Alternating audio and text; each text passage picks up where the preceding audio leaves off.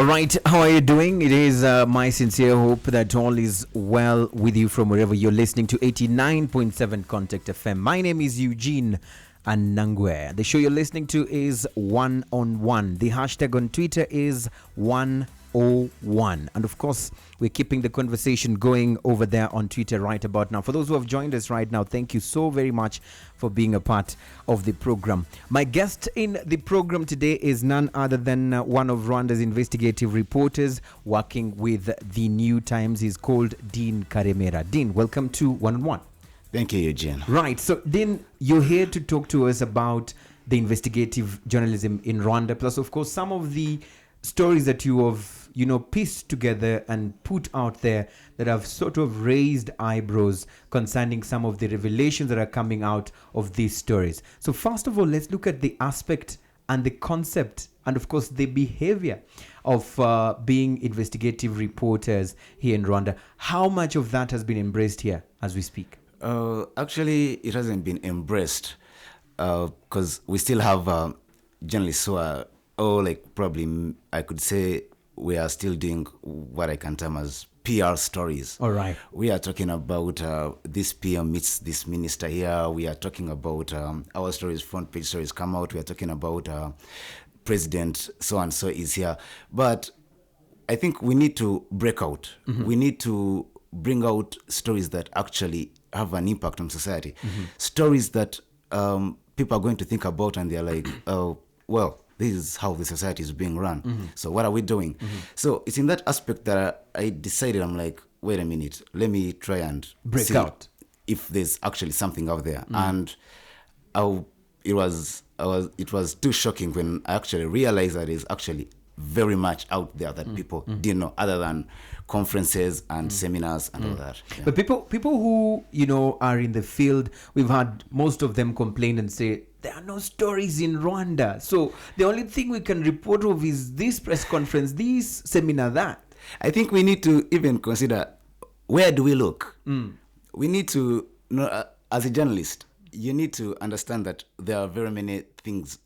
Every other thing in journalism is a story. Mm-hmm. There's not a single day that you'll ever convince me that there is no story. Mm-hmm. No, there is a story, but it depends. Mm-hmm. From which angle are you looking? Are you looking at the story? Mm-hmm. So, if you tell me that probably there are kids or there are people who are selling drugs, maybe you'll be like, police has all those guys in jail. And but at the back of my mind, I'll go back and be like, but wait a minute, how do these drugs get into the country, or that area, or even in the city? Mm-hmm. So if they get into the city, how do they outmaneuver police that we have standing everywhere? Mm-hmm. Or who are even the consumers? Mm-hmm. Do we even have consumers? Mm-hmm. Yes, they are there. Mm-hmm. So I'll talk to different people, and from there I build a story. Mm-hmm. So it's not like there's no story. Mm-hmm. The story is there, but it depends on which angle that you look at. But when you look matters specific to investigative journalism, you find that there is a sense of self-censorship. Someone tells you, I don't want to disappear. We've had some of these things. Must we do those stories that make us disappear to be called investigative journalists? Actually, I don't think the stories would actually make you disappear. I don't think so, because I haven't disappeared. I'm here. Mm-hmm. So I haven't disappeared. But I think it depends, because if I'm going to do an example like the porn story, yes, I had to talk to police. I had to talk to the Ghanaian police. So in that way, I have I establish credibility. Yes. But if you're going to go and think of something, put it on paper, yes, you have no evidence, there's nothing, then that actually brings in a problem. But we are doing investigative journalism, yes, but then how are you going to go about it? Mm-hmm. That's the issue. That is the issue. You bring up some of those stories that you've highlighted. You've talked about one of the stories, who is behind the discrete porn industry in Rwanda. This is one of the pieces you did and was published on 1st of August. I'll be going deeper into some of these stories a bit later in the show. But there is that aspect of someone feeling like, it is not my work to investigate. Why do we have a police force? Why should I get myself into these kind of stories? I'm not a policeman. Eugene, okay, at the risk of probably putting myself up there, but I don't remember who it was. There's a quote for for evil to prosper, for anything evil to prosper. Yes. It is for good men to look and do nothing. So at the end of the day, I look at them like, okay, police has failed. Or maybe they haven't failed or they don't know about it. I'm not saying that they have failed. No. But I look at it, and as a journalist, what is my target? Do I actually want to change my society, or am I into journalism just to make quick money and I go out? So my target is not actually to make quick money and I go out. No, I want to change things. I want to make an impact.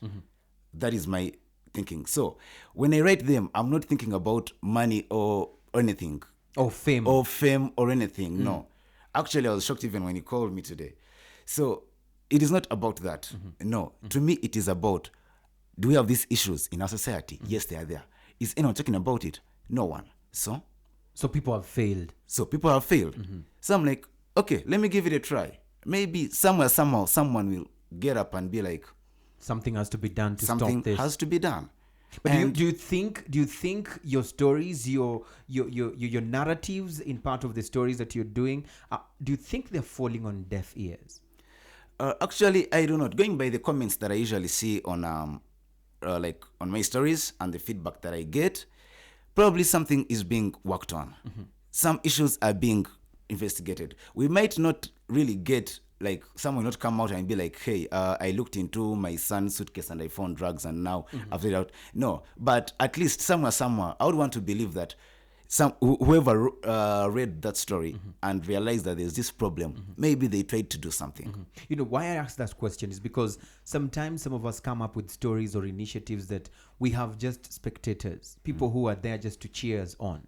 They will just cheer, but nothing will be done at the end of the day. Do you ever feel discouraged that you did an expose about pornography, that you did an expose about, drugs, and 5 weeks or 4 weeks down the line, nothing has been done? Well, as a writer, I went into so much trouble to do it, and there's nothing being done. I would honestly feel bad, and it would be worse if probably it is the same case, like it is like recurring. So I would honestly feel bad, but at the end of the day, there's only too much that someone can do. Yes. So yes, I'll feel bad, but it will again give me so much confidence when I know that, yeah, something is being done about this, but I'm not going to follow it up. I only do my job, and then the rest take up the other initiatives. Someone says when you go for certain trainings that there is no story that is worth dying for.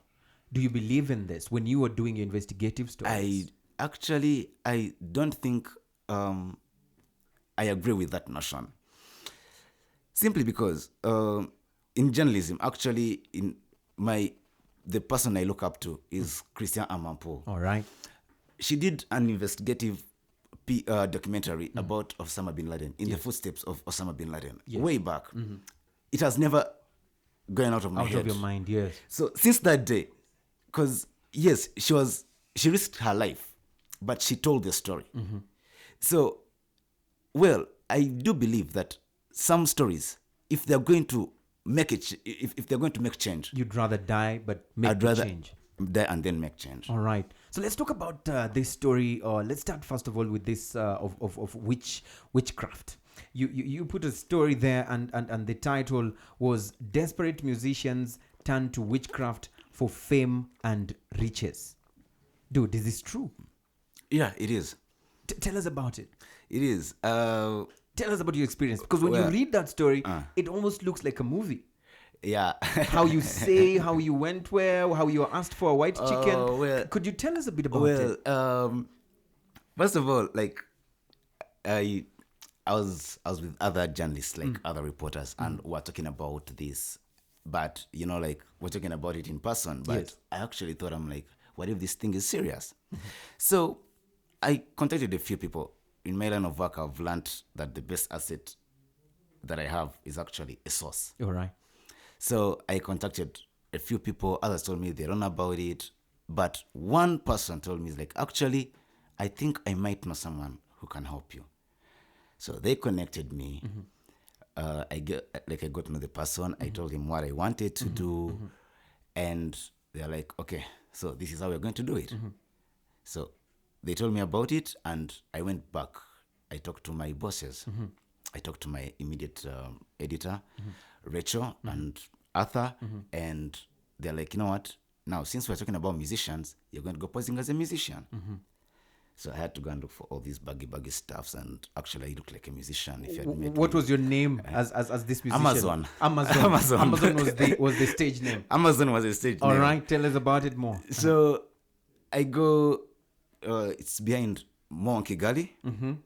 So I get to the place, and actually, like, border guys usually like stop you somewhere because you have to stop and go through like a narrow path.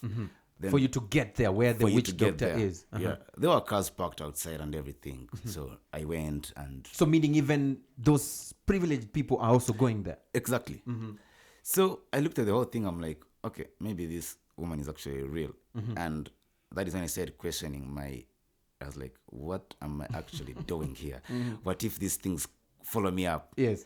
But of course, if you read the story, there's a part where like I had to go and look for like some old rosary my mom had given to me. I had to go and fetch it before I left home. For protection. For protection, before I had left home, because I was that scared.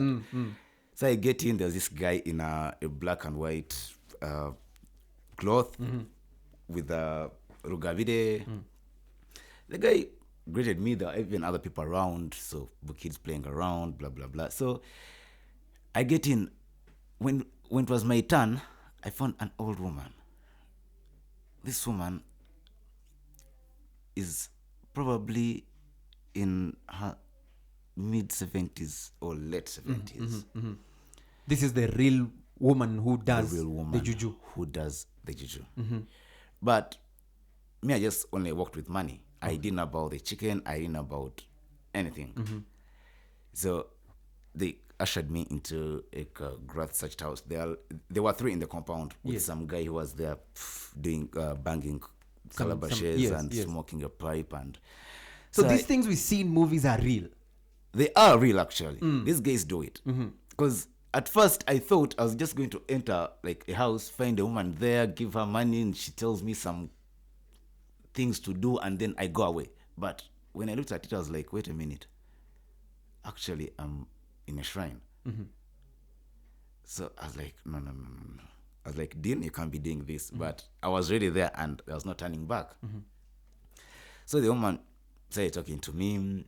I told her, I just concluded a story how I'm a struggling musician. There's a part you say you were supposed to drink some concoction, but you had to feign some illness. Yeah, that was actually after I come back with the chicken, and she cut it like in front of me, and she gave me the blood. I was like, no. I'm like, my tummy is not actually really good right now, so maybe something else.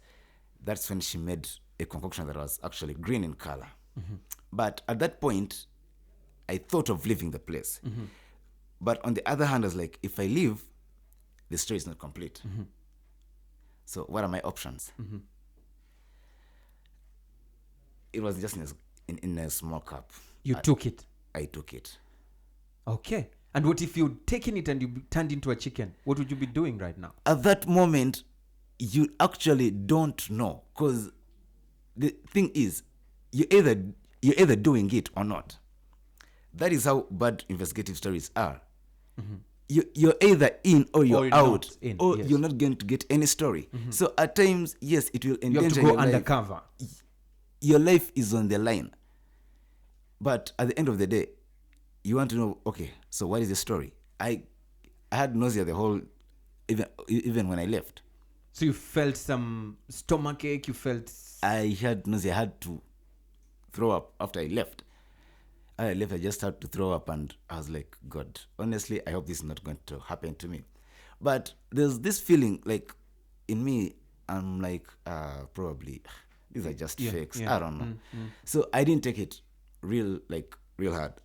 But after I left the shrine, I entered in a car restaurant around the trading area, because I just wanted to know if the locals know about that old woman. Yes. Now, when I was talking to the locals, that is when they actually told me some people that they have seen there, and it's like, did they give you names? Because I've hosted some musicians, I've hosted some producers here, and they say those names that they keep hearing out there, it is not true. It is not true. These people, when you say they were at this particular point at this time, I was with them this other place.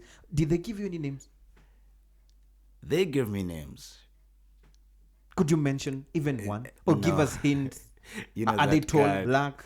If you read long the hair? story, if you read the story, as in like I said, in the story it says, we have some of our biggest musicians that we call big musicians in Rwanda.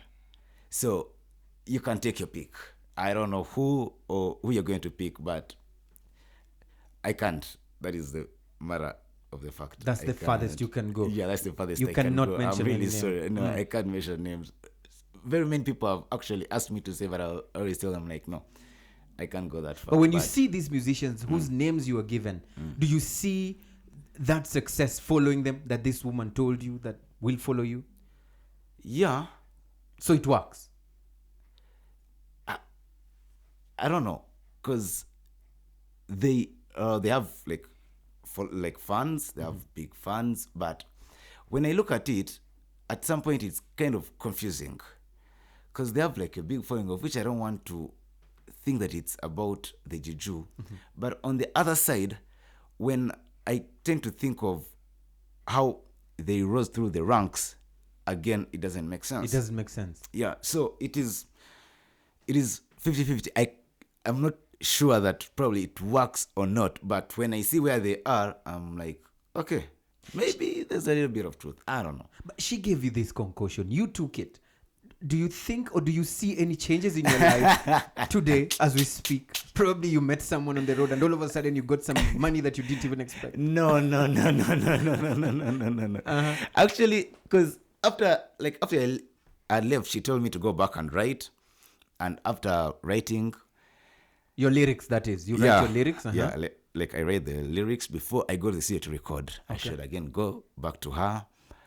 She told me to go back probably with like 20,000 and chicken, and then she's going to give me some beads to put on and some other concoction that I'm going to always use when I'm going for concerts to sprinkle around on the ground, and like for the fans to get crazy. Yeah, to get crazy when I get on stage. I was like, okay, I'll do that. But you didn't. I didn't go. So maybe this is why your luck will not follow you. Maybe that is why I'm not yet a musician right now. Dean Karemera, very interesting indeed. Now, let's look at the bigger picture here.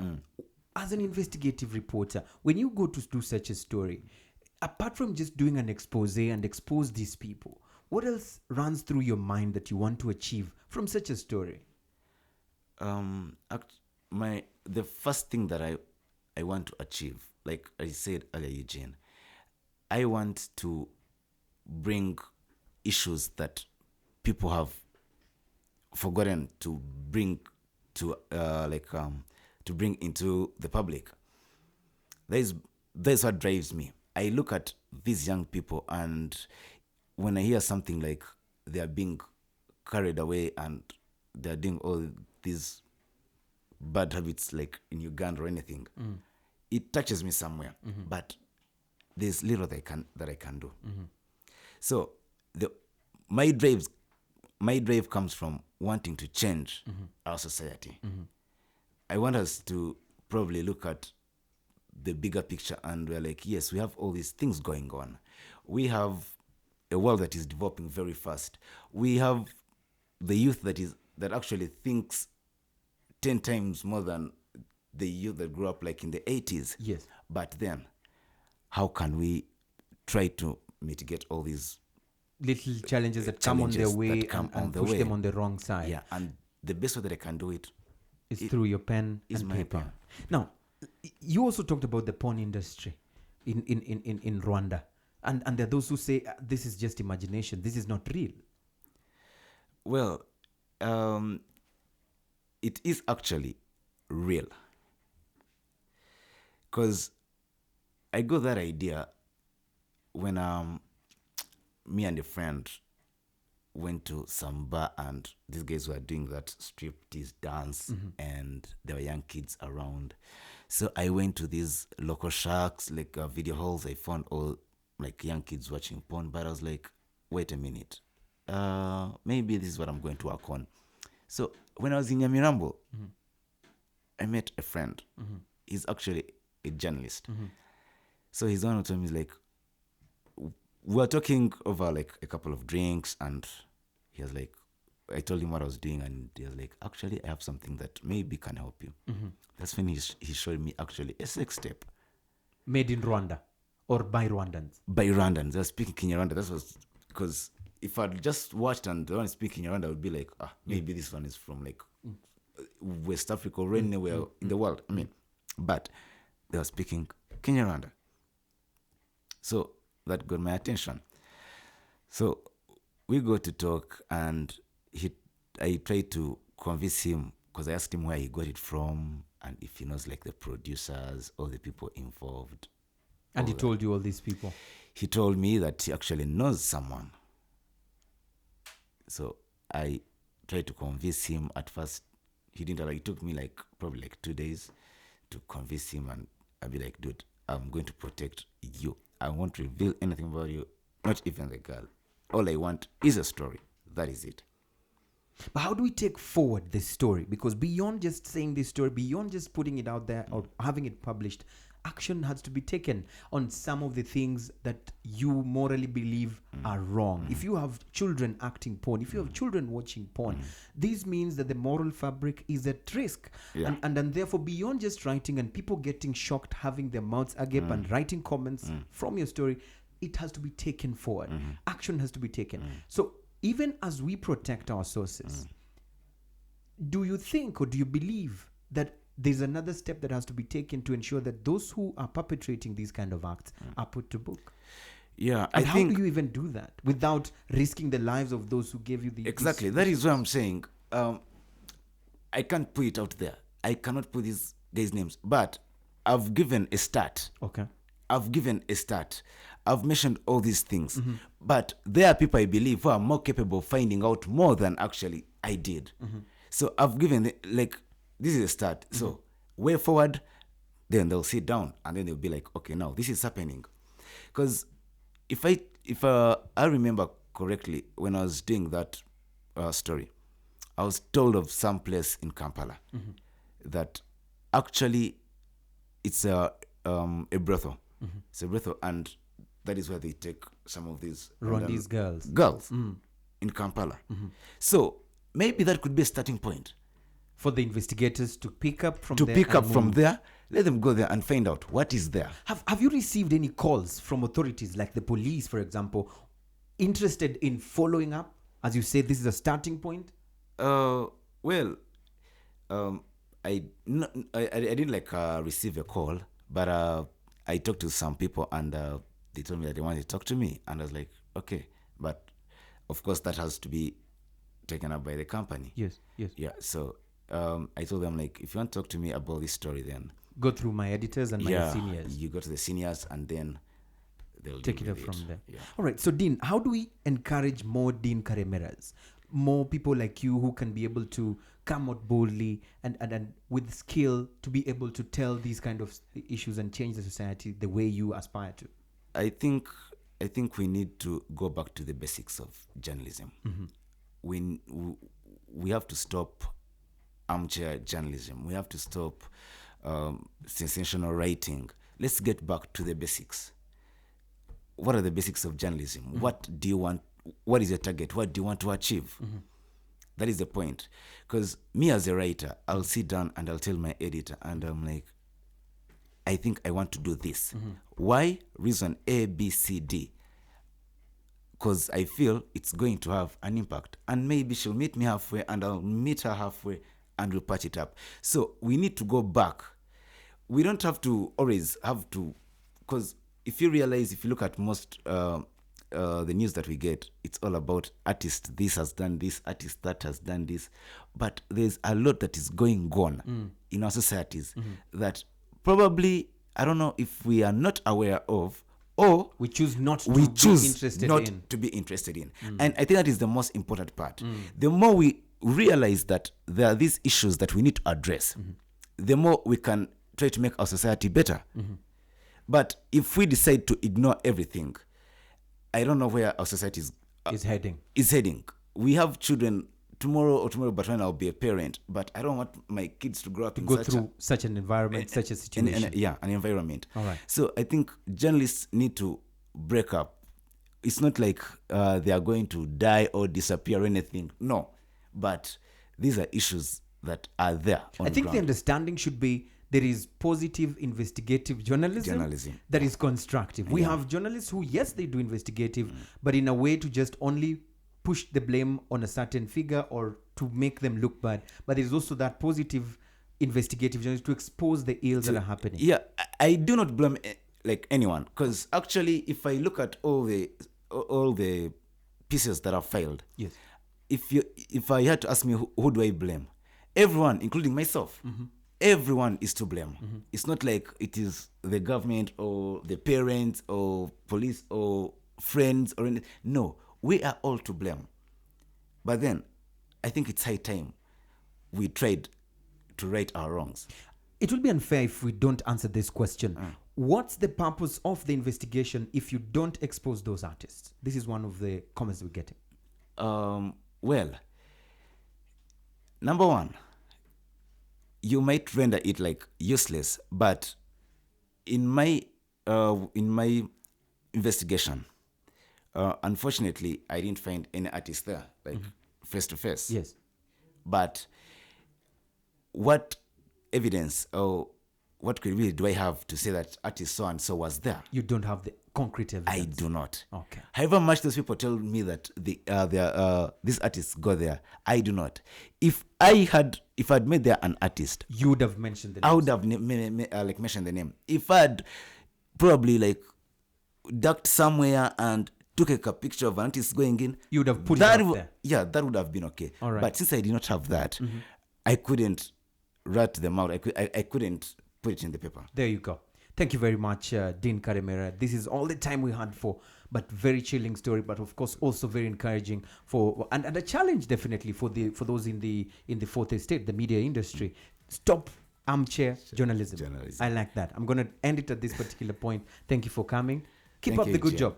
All right. Thank you, Eugene. Thank you so much. That is one-on-one for you. Thank you very much for being a part of the program. For those who are commenting, keep the hashtag and the conversation going. The hashtag is 101RW. Let's keep these conversations going throughout the weekend. Let's talk about even those we want to have on this particular show. And at this particular time, we draw the curtains to the show. Thank you very much for listening. Goodbye for now.